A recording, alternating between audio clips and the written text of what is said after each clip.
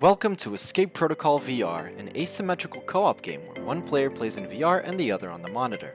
Two agents attempted to infiltrate a super-intelligent rogue AI's neural network, but one of them becomes trapped inside. Now you must take the roles of the operative and the hacker in order to finally kill this AI and escape.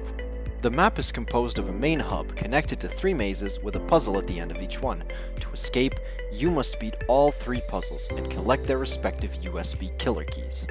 These mazes are procedurally generated using wave function collapse, and use the A-star algorithm to ensure that there is always a path to the puzzle and a union find to make sure that there are no inaccessible parts. The VR player can move using smooth locomotion or teleport for accessibility and comfort.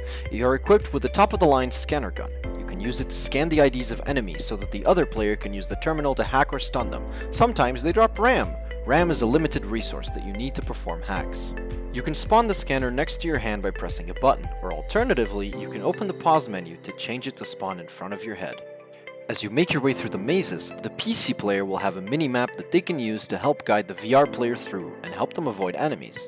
Now let's take a look at the puzzles. You can approach them in any order you'd like as long as you do all 3.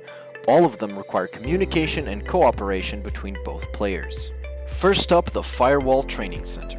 It looks simple, right? But don't be fooled. It's not just a matter of picking up a gun and shooting the targets. There are actually good and bad targets represented on the PC player's terminal. Shoot a bad one and the puzzle restarts with a random layout.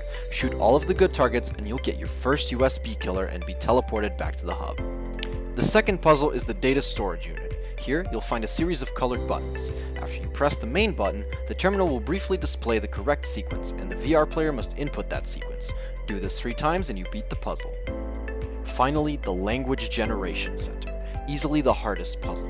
After starting it with the Morse command, the terminal will display a Morse code cheat sheet. The VR player will press this here button to hear a sequence of dots and dashes. Then, both players must work together to figure out the correct word to input in the terminal.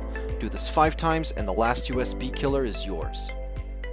You'll be teleported to the main hub again, where you'll see your keys being inserted, and the exit portal will open as the AI is defeated.